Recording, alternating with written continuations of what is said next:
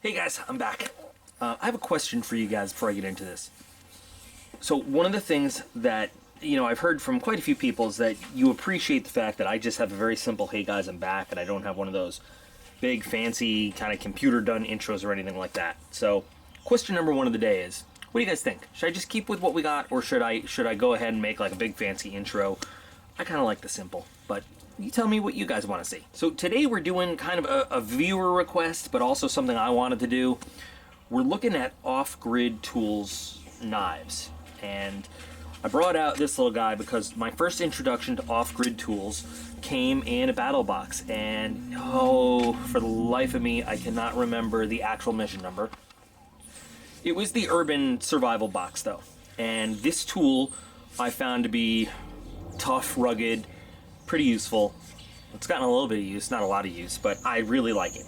So I've been interested in seeing what else off-grid has to offer, especially in terms of their knives. And I've gotten, a handful of requests to look at off-grid knives as well. So I decided finally, let's pull the trigger on this, let's do this video. And they've got a few different ones. Now there are a couple that looking at just flat off, I was not thrilled with. I kind of said that does not look like a quality piece right there. That, well, it looks like a piece right there. Lower budget, and I wanted something that I thought was maybe going to match the quality of the tool they already sent out. So I looked around at what they had to offer, and I selected two because they also make some that are a little bit stylish but functional, for the real world.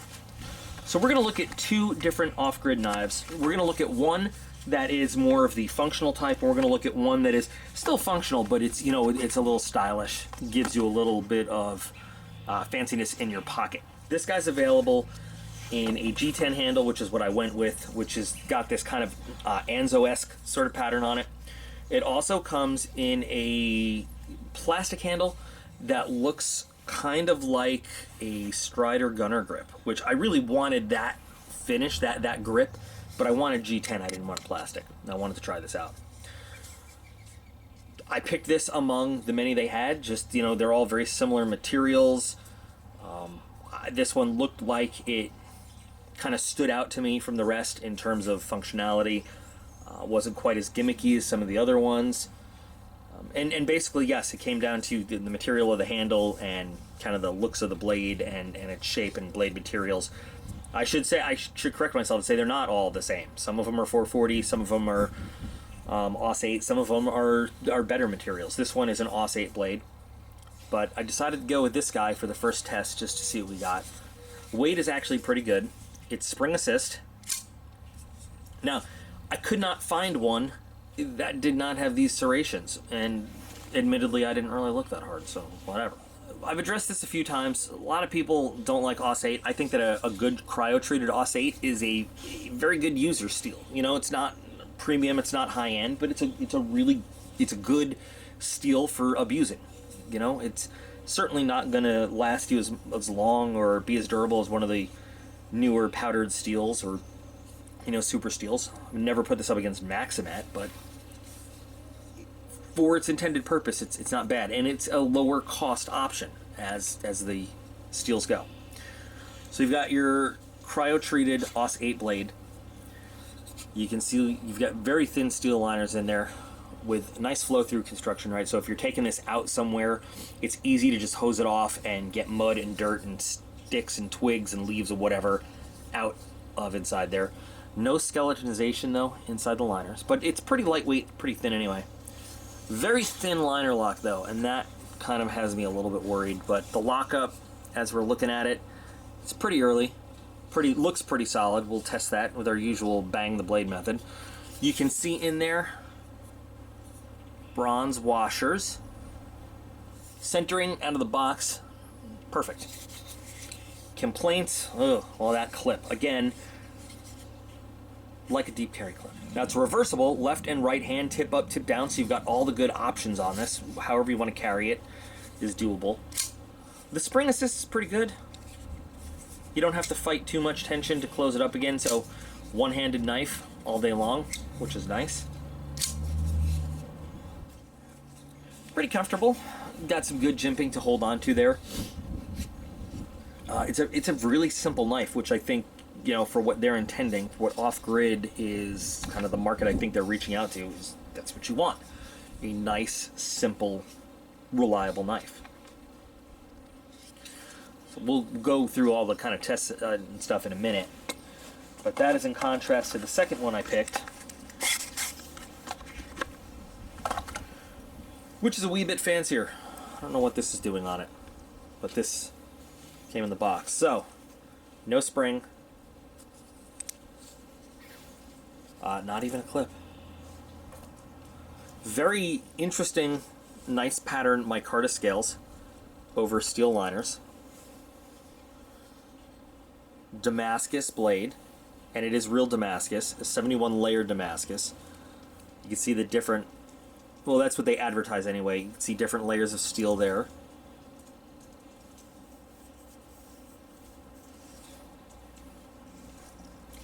This one is, you know, much smaller, obviously. It's much lighter. I'd love to have a clip on this. I didn't realize there was no clip. In fact, in all the pictures, they only showed this side. Maybe that would have been a sign that there's no clip. But also liner lock design. Very, very early lock up there. So it's got just a wee bit of blade play, which I think we could probably fix very easily if I wanted to get out a screwdriver right now. And centering is just slightly off, which again, I think, you know, with that little bit of blade play, that's probably why the centering's off just a little bit.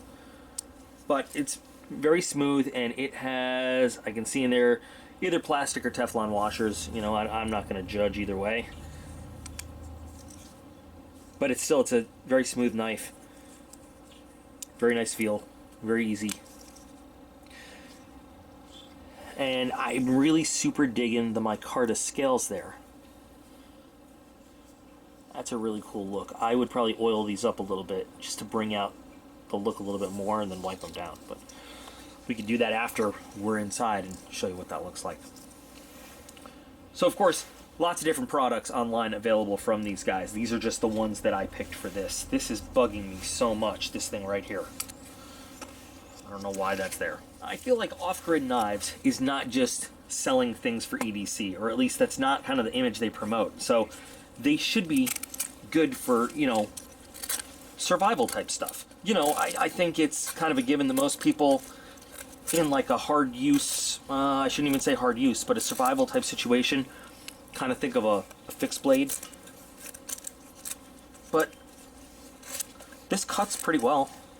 I just realized I should have done the basic out of the box blade test before I started cutting through a bunch of stuff with it.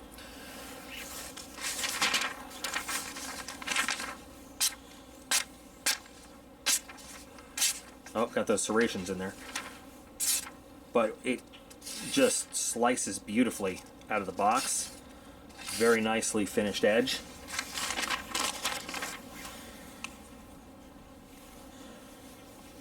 Get our orange Torture U for testing P-cord.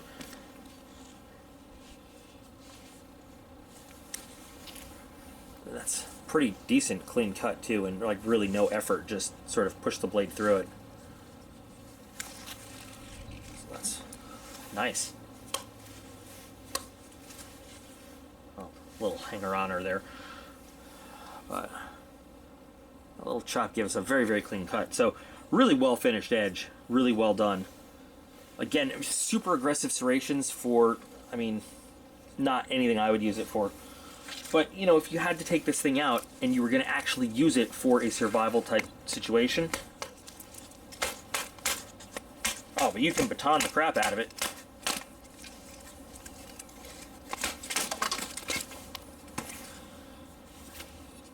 It's not bad. And then if you wanted to do the fine little work, it'll still do it.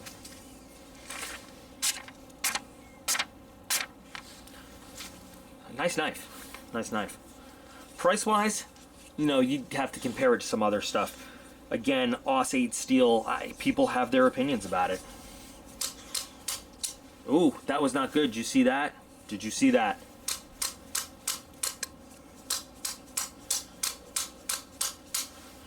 Well, we had one slip.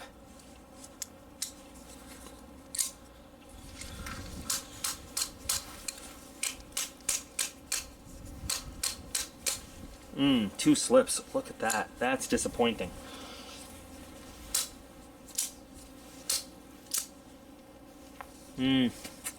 That's not something you want in a survival type knife, though. You know, off grid. I know these are not survival knives. I'm not saying they are, but for the image that the company puts out, I would be hoping that that wouldn't happen. But it does take. I mean, I had to really whack it down there with just your typical force. The lock doesn't break. You have to really hit it pretty hard to get it to do that. But still, it shouldn't do that anyway. But there's that. So that's something to think about. Other than that, it's still pretty comfortable while cutting. Nice design. Really well finished blade. Good steel, easy to maintain out in the woods, easy to put an edge back on. Fairly corrosion resistant. I mean, you still need to wipe it down and take care of it, but not a bad knife. Yes, we have some problems with the lock if you're going to be abusing it. Now, as for this guy, I hate the term gentleman folder. I don't know why. It's one of the things that bugs me. I guess this would fit more in the realm of the gentleman folder. No clip, small size, fanciness. There's no reason you couldn't take this out in the woods and try to use it. Well, that was just a little momentary slip up, I guess, right there. We can blame that one on me. But again, nicely finished edge. I didn't see exactly what steels the Damascus there was made of. So I'll have to, you know, again, text if it says. There's a nice pattern, though. Really love, I think I mentioned this a couple times already, really love the Micarta.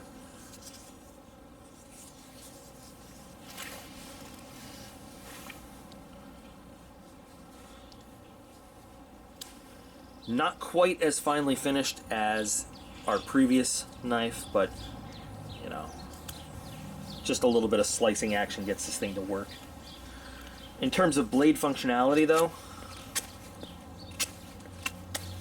it's a much smaller blade, and it puts your fingers a lot closer to where the actual work is being done, but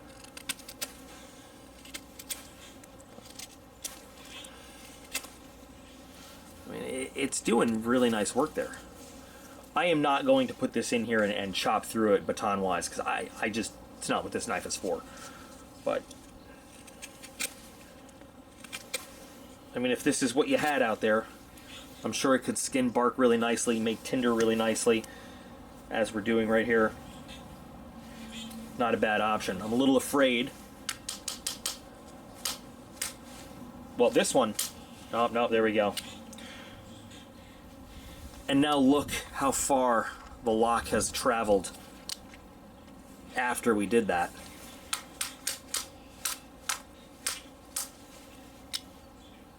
Wow. Well, that's really disappointing. So initially out of the box, the lockup was like here. And now after whacking it a little bit, it has gone to about 50%. Maybe even a little bit more. But it's still solid. I'm not concerned about it, but for just general use, the lockup is good. I mean, you have to, again, you had to really hit it to actually make it break the lock, but